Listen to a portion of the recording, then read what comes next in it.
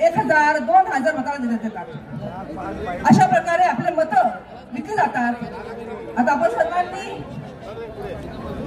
सर्वांनी ह्या मताला, ह्या असल्या आमिषांना बळी न पडता विचार करून आपलं मूल्यवान मत हे द्यायचं आहे आणि आपल्या उद्धव साहेबांना मुख्यमंत्री करायचं आहे। जय हिंद, जय महाराष्ट्र। धन्यवाद लीनाताई। तदनंतर भाऊसाहेब मोरे या ठिकाणी उपस्थित आहेत। काही मिनिटातच ते आपलं मनोगत या ठिकाणी व्यक्त करतील। छत्रपती शिवाजी महाराज हे त्याचे राजे, घटने शिल्पकार डॉक्टर बाबासाहेब आंबेडकर, आज इथे जमलेले प्रचंड जनसमुदाय, नितीन सावंत यांना विजयाची मिरवणूक आहे, ही विजयाचीच नांदी आहे। ही सगळी जनता जी जमलेली आहे ती विजयासाठी जमलेली आहे इथे, असं भासतंय, असं जाणवतंय।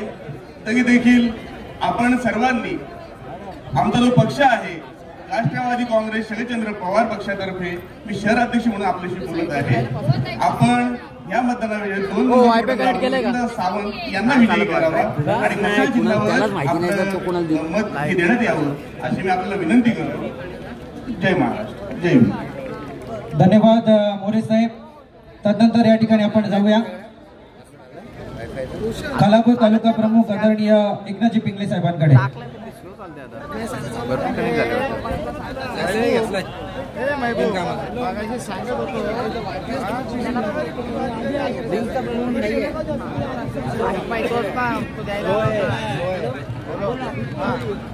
संभाजी ब्रिगेड कर्जत तालुका यांचा समर्थनाचं पत्र इथं आलेलं आहे। त्यांचं समर्थन नितीनदादा सावंत यांना त्यांनी दिलेलं आहे, ते मी जाहीर करतोय।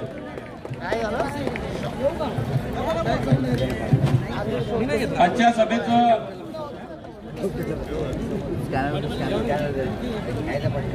सन्मान्य उद्धवसाहेब ठाकरे यांच्या सभेला उपस्थित या व्यासपीठावर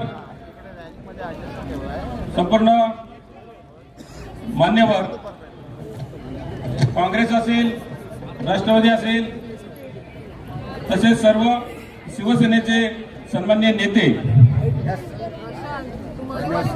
आजची सभा ही या मतदारसंघाची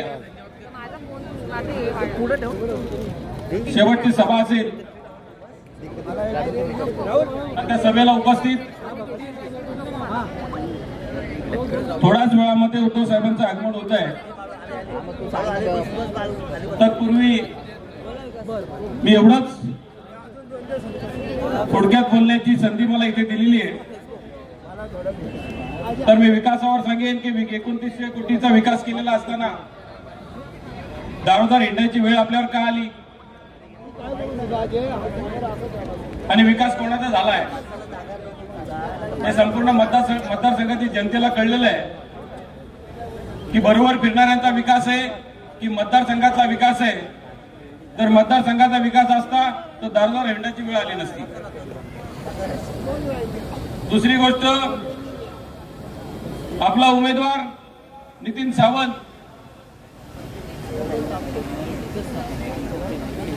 ही संपूर्ण मतदारसंघामध्ये दगडापेक्षा वीट मऊ कशी असते ही या मतदारसंघातील जनतेला माहिती आहे। आणि विकासावर मी काय बोलावं त्या, कारण तो विकास जर जनतेचा असता, या मतदारसंघातील असता तर बोललो असतो। ज्या वेळेला अफजल खान या महाराष्ट्रावर चालू झाला होता तसं या मतदारसंघातील परिस्थिती आहे। त्यावेळेला त्यांनी असंच केलं होतं की एक ना एक या महाराष्ट्रातील या मतदारसंघातील नेता सोडला नाही, त्यांना आपल्याकडे वळवण्याचं काम त्यांनी केलं। पण तरी निवडक शिवसैनिकांच्या जीवावर नितीनदादा सावंत या मतदारसंघामध्ये ही लढाई जिंकल्याशिवाय राहणार नाहीत। चाटून जाईल तो भांडप न घालून देण्याचा जो त्यांनी प्रयत्न केलेला आहे, तरी पण या सध्याच्या मुलांमध्ये शिवसैनिक उद्धव साहेबांचे विचार ऐकण्यासाठी बसला आहे. 80% मराठीच मुलांना नोकऱ्या मिळायला पाहिजे. या महाराष्ट्र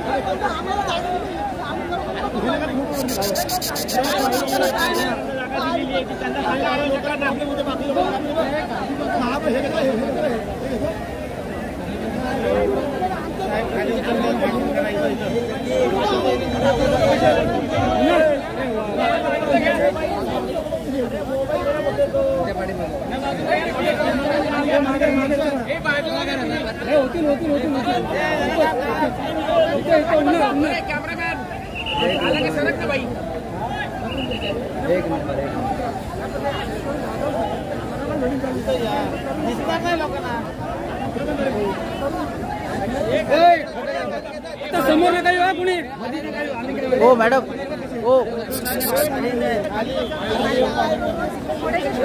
म्हणा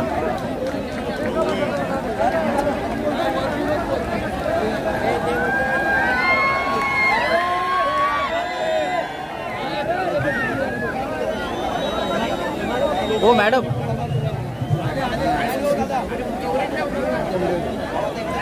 सर्वप्रथम या ठिकाणी आपण पाहत आहे महाराष्ट्राचे कुटुंब प्रमुख शिवसेना पक्ष प्रमुख आदरणीय उद्धवजी ठाकरे साहेबांचं या ठिकाणी कर्जत नगरी सहर्ष स्वागत चालू आहे.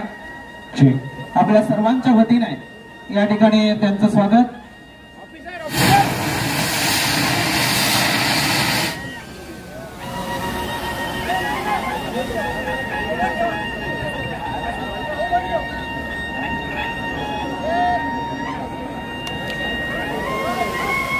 उपस्थित झालेले सर्व कार्यकर्ते, आपणास विनंती की खास करून उद्धव साहेबांची तुमच्यासाठी सूचना आहे. माझ्या उजव्या बाजूला जे लोक उपस्थित आहेत त्यांनी समोर यायचे. समोर या.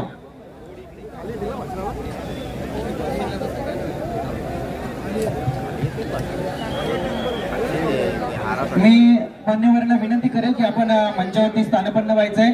आपण या ठिकाणी जाऊया. अर्थातच खऱ्या अर्थाने महाविकास आघाडीचं अधिकृत उमेदवार आदरणीय नितीनदादा सावंत यांना विनंती करेल की आपण मनोगत या ठिकाणी व्यक्त करायचंय.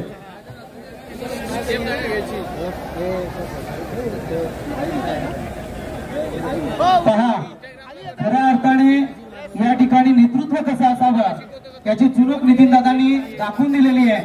कारण त्यांनी सांगितलं की माझा मतदार राजा, खास करून सांगून दिलं साहेबांनी सुद्धा की जर माझा मतदार राजा रखरखत उन्हात माझ्यासाठी वाट पाहू शकतो तर त्याच मतदार राजासाठी मी सुद्धा उन्हात येऊन भाषण करणार. आणि तेच चित्र या ठिकाणी आपल्याला पाहायला मिळत आहे.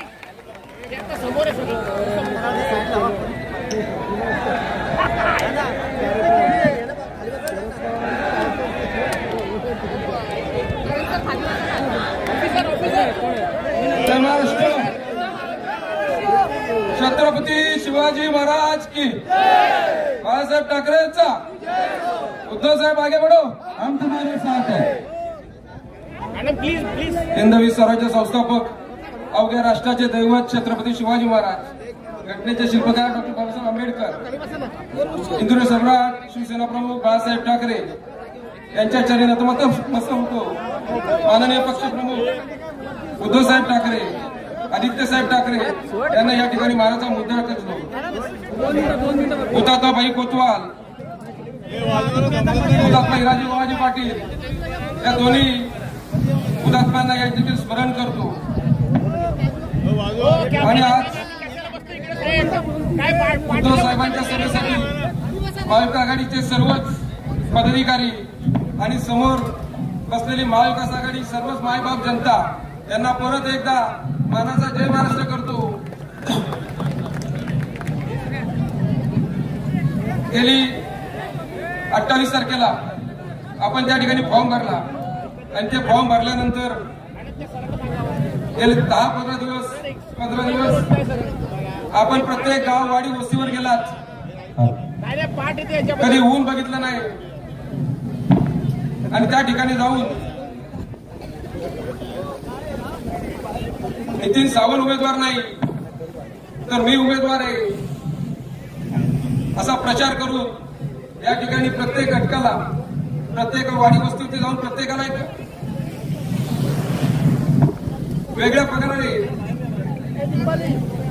प्रचारासाठी विनंती केली. ही लढाई नितीन सावंतची नाही, ही लढाई कर्जत खालापूरच्या प्रत्येक निष्ठावंत महाविकास आघाडीच्या प्रत्येक कार्यकर्त्याची लढाई आहे. मी नेहमीच तुम्हाला या ठिकाणी सांगत असतो, नितीन सावंत या मतदारसंघाचा आमदार होणार नाही, त्या मतदारसंघातली मायबाप जनता या मतदारसंघातले आमदार होणार आहे.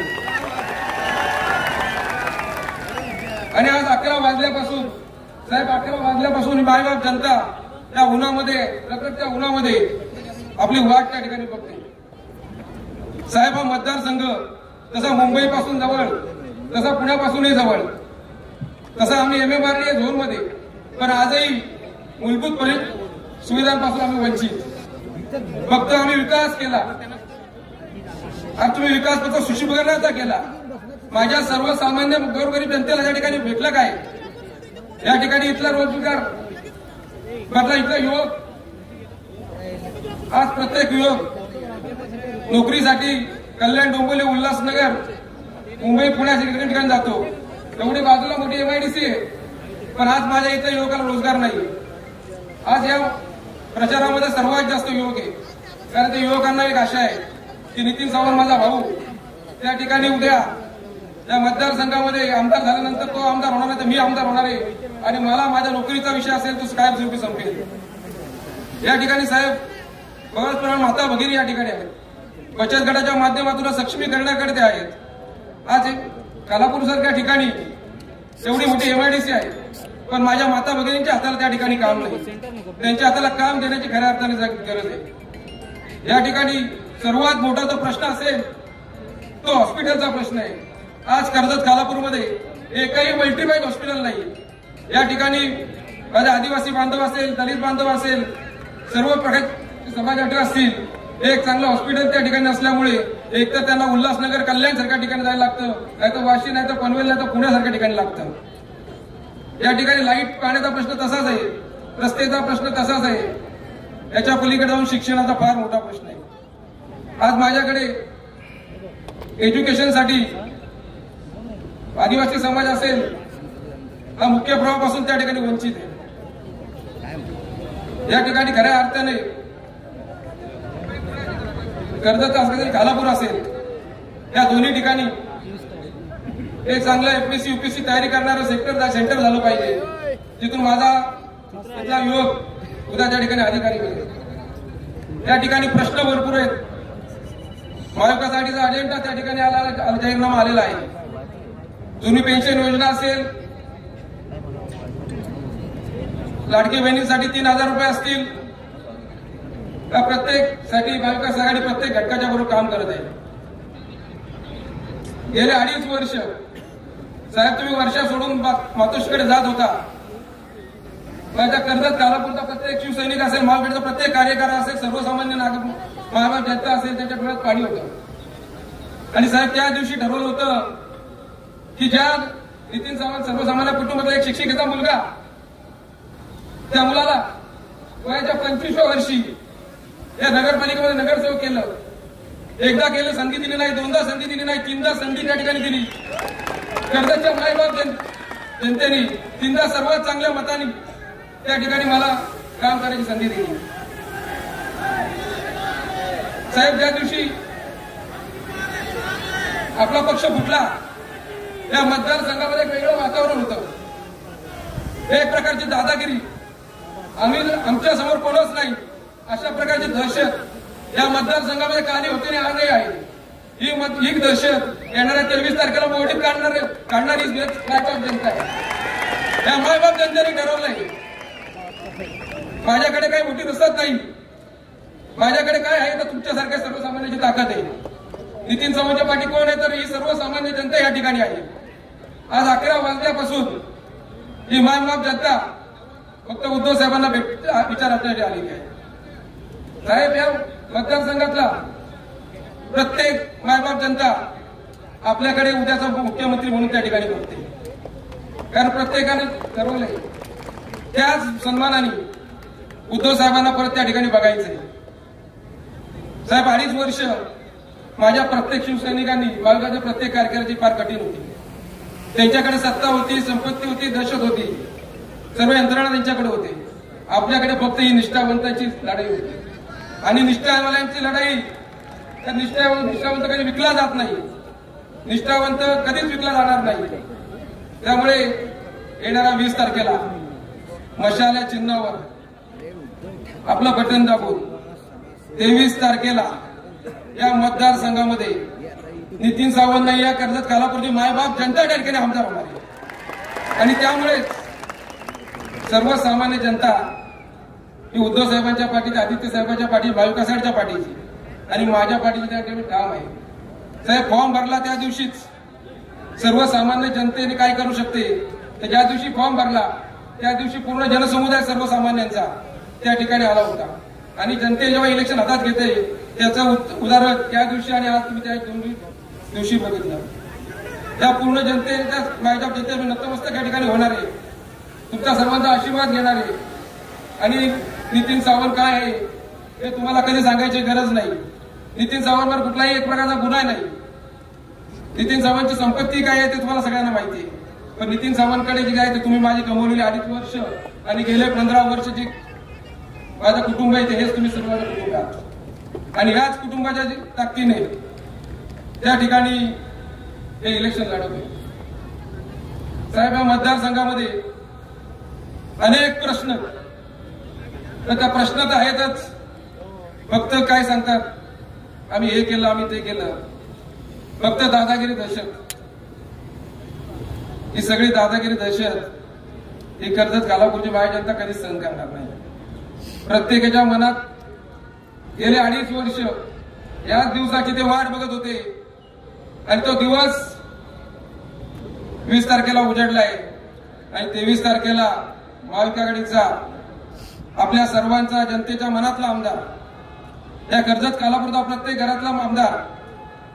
कारण कितीतरी ठिकाणी गेलो, वाडी वस्ती माऊलींकडे गेलो, देवाच्या समोर घेऊन जायच्या, देवाच्या समोर उभा करायला जायच्या आणि एकच देवाकडे विनंती करायचा की माझा सर्वसामान्य भाऊ, समोर 2 मोठे रसद पुरवणारे आणि एक सर्वसामान्य भाऊ, एक सर्वसामान्य कुटुंबातला मुलगा त्या ठिकाणी लढतोय तर ताकद दे.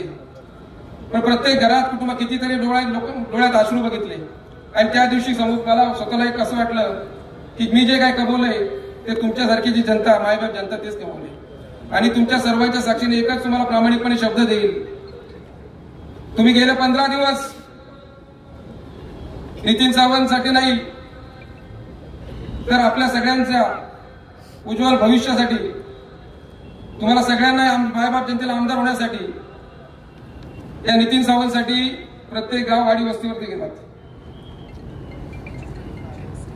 त्या ठिकाणी प्रत्येकाच्या वाडी वस्ती जाऊन त्या ठिकाणी विनंती केली. तुम्हाला एकच शब्द या ठिकाणी देईल की या मतदारसंघामध्ये 23 तारखेनंतर हा तुमचा भाऊ, हा तुमचा मुलगा 5 वर्ष तुमच्या सुखदुःखात तुमच्यापुढे प्रामाणिकपणे ठाम राहील. आजही नितीन सावंतकडे काय आहे ते तुम्हाला माहिती आहे आणि उद्याही 5 वर्षांच्या यापुढे त्यामध्ये काय असेल ते पण तुम्ही बघाल. कारण 15 वर्ष नगरसेवक होतो. 15 वर्षात काय कमवलं ते तुम्हाला सगळ्यांना या मायबाप जनतेला माहिती आहे.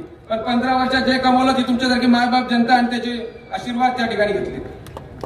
या ठिकाणी साहेब सर्वात जास्त पर्यटक या ठिकाणी होतात. पर्यटक येत असताना साहेब आपले पर्यटन मंत्री होते तिथे साहेब भरघोस निधी त्या ठिकाणी दिला. आज पेज नदी सारखी एक नदी या ठिकाणी आमच्याकडे आहे. ती 24 तास नदी वाहते. पण ती नदी जर चिलार नदीला जोडली, नदी जोड प्रकल्प झाला तर माझ्या कितीतरी तिकडच्या शेतकरी बांधवांची शेती ओलिता खाली येईल. त्यासाठी आपल्याला काम करायला लागेल.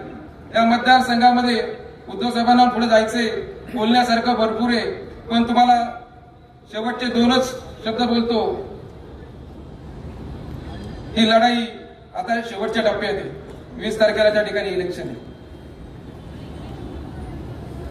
भाजप जनतेने जो आशीर्वाद गेले मला 15 वर्ष दिलाय, 2.5 वर्ष उपजिल्हा म्हणून काम करत असताना दिलाय, तो आशीर्वादाच्या योगावर येणाऱ्या 23 तारखेला या मतदारसंघातला प्रत्येक माणूस त्या ठिकाणी आमदार होणार आहे.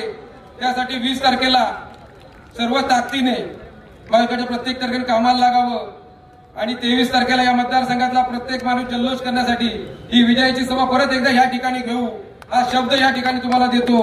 आणि उद्धव साहेबांना पुढे जायचं असल्यामुळे या ठिकाणी आपली सगळ्यांची नतमस्तक एकदा होणार आहे आणि तुमची सगळ्यांना 2 शब्द थांबवतो. जय हिंद, जय महाराष्ट्र.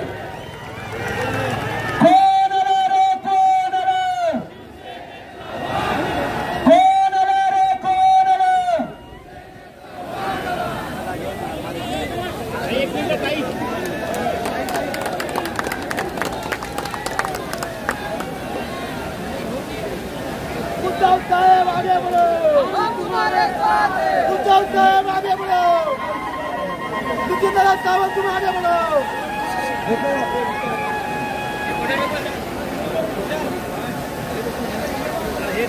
जमलेल्या माझ्या तमाम महाराष्ट्रप्रेमी बांधवांनी बहिणी आणि माता, मी आल्यानंतर पाहिलं की आम्ही सावंतांनी तुम्ही येणार तेव्हाच ठरवलं की खाली जाऊनच भाषण करायचं.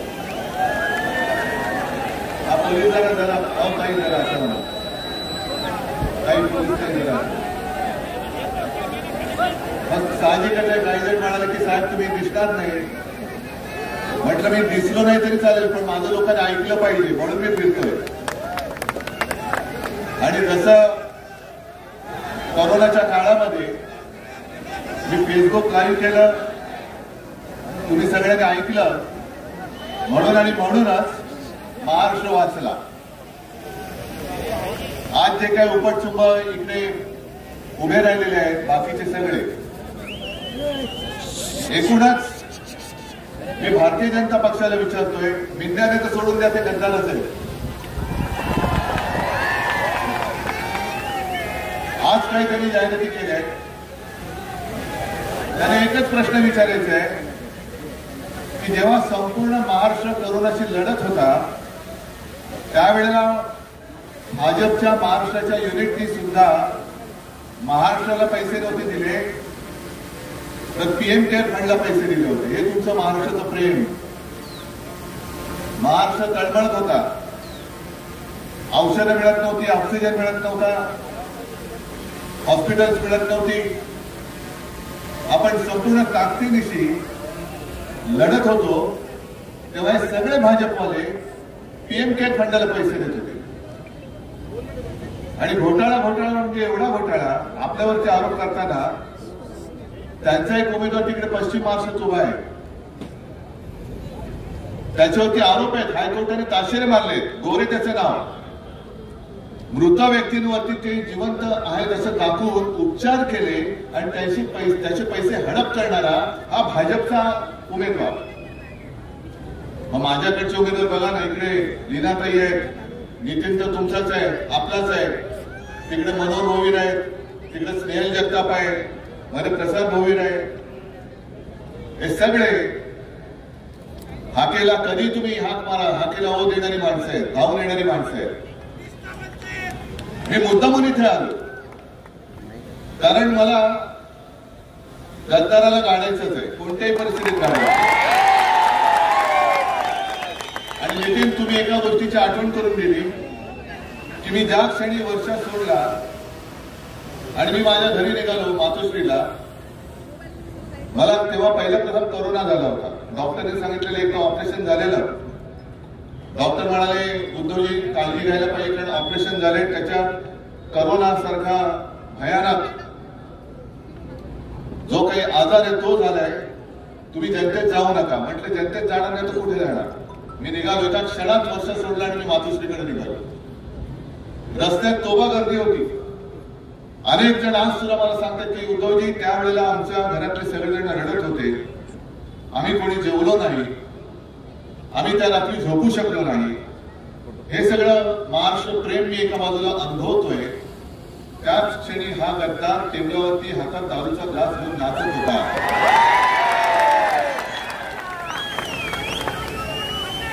मला माझं व्यक्तिगत काही नाही,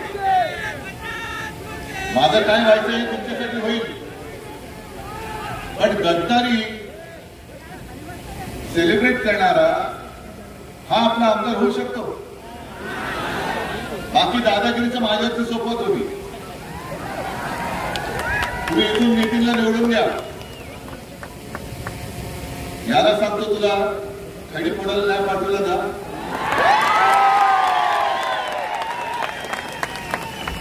कारण एक गद्दार सगळा चोरीचा मामला, आपलंच नाव चोरलंय, निशाणी चोरलंय आणि काय मोठं हसत फोटो लावलाय. तो चोर वर शिरजोर. ही मस्ती ही उतरवायची नाही तर काय डोक्यात घेऊन फिरवायची. इकडे बाकीची जी काय कामं आता नितीन दादा तुम्हाला सांगत होता, 5 वर्ष आमदार होता, 2.5 वर्ष मी मुख्यमंत्री होतो, माझ्याकडे एकही कुठल्या इकडे विकासाचं काम घेऊन आलं नाही. 2.5 वर्ष झाल्यानंतर यांनी गद्दारी करून सरकार पाडलं, खोके घेऊन तिकडे गेला, जनतेला धोके आणि स्वतःला खोके. खोके घेऊन तिकडे गेल्यानंतर ठीक आहे माझ्यावरती आरोप करा, पण मग 2.5 वर्षामध्ये या कर्जत विधानसभा मतदार क्षेत्रामध्ये किती विकास कामं केली, काय हिशोब आहे? कॉन्ट्रॅक्ट खूप दिली गेली. संपूर्ण महाराष्ट्रभर जिथे जिथे गद्दारी झाले तिथे तिथे मी पाहतोय कॉन्ट्रॅक्ट खूप दिले गेले, पैसा दिला गेलाय, सरकारच्या तिजोरीतून पैसा दिला गेलाय, पण तो खालपर्यंत आलेलाच नाही. मग कोणी खाल्ला पैसा? 50 खोक्यात यायला सुट्टे पैसे झालेले आहेत. 50 खोक्याचं काय कौतुक सांगताय? 50 खोक्याचे असे सुट्टे पैसे हजारो कोटींनी यांनी महाराष्ट्र लुटलेला आहे, महाराष्ट्र लुबाडलेला आहे. आज लीनाताई आपल्यासोबत उभ्या आहे तिकडे पनवेलमधून. कशासाठी उभे आहे? काय या सगळ्यांच्या घरी वेळ जात नाही म्हणून विधानसभेत जायचे? जसा नितीन तुमच्यासाठी लढतोय, खरं म्हटलं तर निवडणूक जवळ आल्यानंतर आणखीन काही आले होते पैसेवाले, साहेब आम्हाला उमेदवारी द्या, आम्हाला उमेदवारी द्या. माझ्याकडे पैसा कोण किती होतो याला किंमत नाही, निष्ठेने हातामध्ये भगवा कोण धरतो याला मी किंमत देतो. आणि या नितीनकडे कदाचित त्यांच्याकडे पैसे नसतील, तिकडे पैशाचा महापूर आहे, पैशाचा धबधबा आहे, पण या पैशाच्या महापुरामध्ये तुम्ही तुमच्या निष्ठेचा खडक वाहून देणार आहात का? पहाडासारखे उभे आहात, किती महापूर येऊ रे, आणि महापूर येतो आणि जातो. आता पैशांचा बाहेर येईल. पैसे देऊन मत विकत घेणारी ही अमरावती महाराष्ट्राला काय सुख देणार, काय समाधान देणार? आणि पैसे आता देतील आणि सगळीकडे होर्डिंग लागले, तुमच्याकडे लागलेत का? काम काय केले, काम भारी लागले, केले काम भारी, लुटले तिजोरी, केले गद्दारी, पुढे लाचारी. काय घरी म्हणजे गुवाहाटीला पाठवून द्या. गुवाहाटीला द्या पाठवून. या लीनाताईला सुद्धा सांगतोय की लीनाताई तुम्हाला सुद्धा खास धन्यवाद देतो की अगदी शेवटच्या क्षणी मी यांना उमेदवारी दिली आणि त्यांनी सांगितलं की उद्धवजी मी नक्की उमेदवार राहील, निवडून पण येईल, पण मला मी ज्या लोकांसाठी लढते, ज्या कामासाठी लढते ती त्यांनी मला लिहूनच दिलेली आहे की सरकार आल्यावरती दुसऱ्याच दिवशी मालमत्ता म्हणजे पनवेलमध्ये मालमत्ता करावर लावलेली 100% शास्ती व्याज माफी करणार. बाबांची नको माफी पनवेलकरांनी ठरवायची. लीनाताई ओरडते, लीनाताई भांडते, लीनाताई आंदोलन करते, पण ज्यांच्यासाठी ह्या लीनाताई झगडताय त्या लोकांना ही मागणी मान्य करून घ्यायची असेल तर लीनाताईंना मत देतील. पुढची सुद्धा जी आहे ती सिडको आणि महानगरपालिका दोघांकडून लागलेला डबल टॅक्स माफ करणार. जरा म्हणजे हे खरं आपण कर्जत पण पनवेलकरांना दाखवा. जरा मी कृपा करून सांगेन चॅनलवाल्यांना हे पनवेलकरांना पण दाखवा की काय काय आम्ही करणार. लोढा तलावाला मालमत्ता करत दिलेली सवलत, त्यांना सवलत सिडको वसाहतीला पण आपण द्यायला पाहिजे, ती दिल्याशिवाय राहणार नाही. कारण यांचे सगळे धनाढ्य, यांना पैसे पुरवणारे हे. त्याच्यानंतर गावठाण हद्दीतील घरांना दिलेली 65% मालमत्ता कर सवलत सिडको वसाहतीच्या 2.5 लाख मालमत्ता करांना सुद्धा देणार, मालमत्तांना सुद्धा देणार. हे याच्यावरती काहीतरी बोला ना. बटेंगे तो कटेंगे, हे तुम्ही बटेंगे तुम्ही वाटलेलं आहे. हे गरीब एका बाजूला आणि श्रीमंत एका बाजूला. हे पाप या भाजप आणि त्यांच्या गद्दारांनी केलेलं आहे. कसलं बटेंगे आणि कसलं कटेंगे? मी मुख्यमंत्री होतो, कोण कटला गेला इकडे, कोण वाटला गेला इकडे? मी सगळ्यांना घेऊन माझा महाराष्ट्र पुढे घेऊन चाललो होतो. मी कुठेही ना करोनाच्या उपचारामध्ये भेदभाव केला ना विकास कामामध्ये भेदभाव केला. महाराष्ट्रासाठी म्हणजे आपल्यासाठी, तुमच्या मुलाबाळांसाठी लॉकडाऊन असताना देखील 6.5 लाख कोटींचे सामंजस्य करार उद्योगांचे आपण आपल्या राज्यात आणत होतो. आणि आपल्या सरकारने गद्दारी करून पाडल्यानंतर हे सगळे उद्योग आणि आपल्या महाराष्ट्रातले उद्योग कुठे येऊन गेले? जा नोकरीला जा तिकडे, तुम्ही इकडे द्या या गद्दाराला मत आणि जा गुजरातला ढोकळा खायला. काय कशासाठी तुम्ही करताय? बरं, या सगळ्या गोष्टी पुन्हा मत देण्या मिळण्यासाठी पैसे तर दिले जातात असं मी ऐकलंय, पण गुंडागर्दी आणि दादागिरी चाललेली आहे, दहशतवाद. 4 दिवस राहिलेत सुखाने राहा.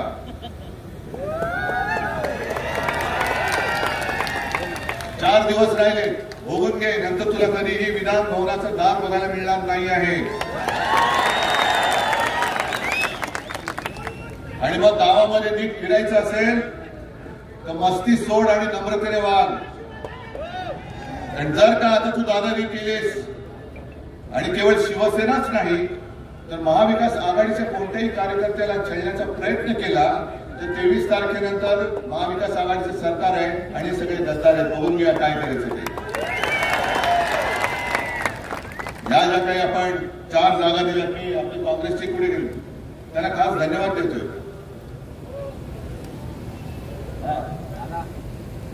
याला खास धन्यवाद देतोय कारण पूर्ण ताकदीने आपल्या या 4 शिवसेना उमेदवारांच्या पाठीशी हे त्यांना विजयी करण्यासाठी उतरलेले आहेत. आणि मी त्यांना शब्द देतोय की तुम्ही जे काय मला मदत करताय ना, सरकार येऊ द्या, मी ही मदत वाया जाऊ देणार नाही. आणि हे स्वतः उमेदवार आहेत तिथले, असंच समजतंय. याला म्हणतात एक निष्ठा, याला म्हणतात महाविकास आघाडी. आणि जे जे कोणी अपक्षानं असेल किंवा आणखीन कोणाला असेल त्यांना मदत करतायत ते सगळे महाराष्ट्र द्रोही आहेत, ते सगळे गद्दार आहेत, हे आम्ही जाहीर करतोय. अगदी शेका पक्षाच्या जयंतरावांना सुद्धा सांगतोय की जयंतराव, तुम्ही असा विचित्र काहीतरी कारभार करू नका. अलिबागमध्ये मी माणुसकी दाखवली, तुमच्या कुटुंबियांसाठी मी जागा सोडली. कारण आपलं असं ठरलं होतं की उरणची जागा ही शिवसेना लढवणार, अलिबाग, पेण, पनवेल जर महाविकास आघाडी नीट झाली असती तर ते लढवणार होते. पण अलिबागची जागा मी मागे घेतल्यानंतर सुद्धा ना ते उरण मागे घ्यायला तयार, ना पेण, ना पनवेल, ना सांगोला. मग हे नाही चालणार, हे आघाडीचं काम नाही. लढायचंय तर सरळ लढूया आणि दोस्ती करायची तर उघड दोस्ती करूया. तुम्ही आम्हाला इकडे मदत करा, आम्ही तुम्हाला अलिबागला मदत करतो. येतील ना, सगळे निवडून येतील. पण आज जे हे संकट आलेलं आहे, हे संकट केवळ कोणत्या एका पक्षावर नाही, तर हे महाराष्ट्रावरती संकट आले. इकडे एक एक आमदार या महाराष्ट्र द्रोहांना रोखण्यासाठी तिकडे उभा राहणार आहे. आणि अशा वेळेला जयंतरावांनी ठरवायचं, महाराष्ट्र द्रोहांना मदत करायची का महाराष्ट्र प्रेमींना मदत करायची, ठरवा. आणि अपक्ष सुद्धा जे उभे राहिले त्यांना सुद्धा सांगतोय की तुम्ही उगाच सुपारी घेऊन येऊ नका, कारण तुम्ही घेतलेली सुपारी कात्राला एक कर्जतवाले खंबीर आहे, मुरडवाले खंबीर आहे, पनवेलवाले खंबीर आहे. सुपारी घेऊन पैशाचा तमाशा करू नका, कारण गद्दार जरी विकला गेला तरी माझा कर्जतकर विकला गेलेला नाही, जाऊ शकत नाही.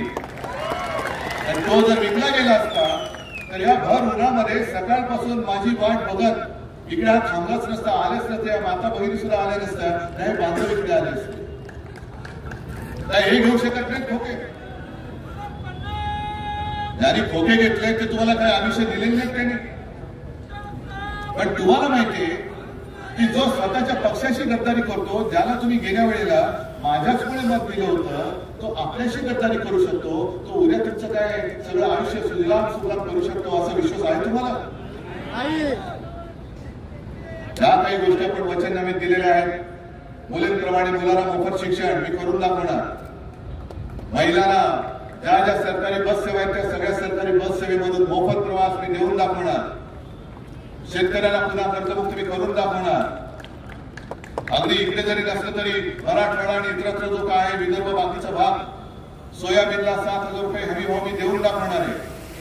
25 लाख पर्यंत कॅशलेस मेडिकल सेवा ही आपण देणार आहोत. सरकारी कर्मचाऱ्यांना जुनी पेन्शन योजना आपण लागू करून देणार आहोत. कितीतरी गोष्टी करायच्या, उद्योगधंदे इकडे आणायचे. आता मी हेलिकॉप्टरने येताना बघितलं की प्रचंड मोठा एअरपोर्ट होतोय.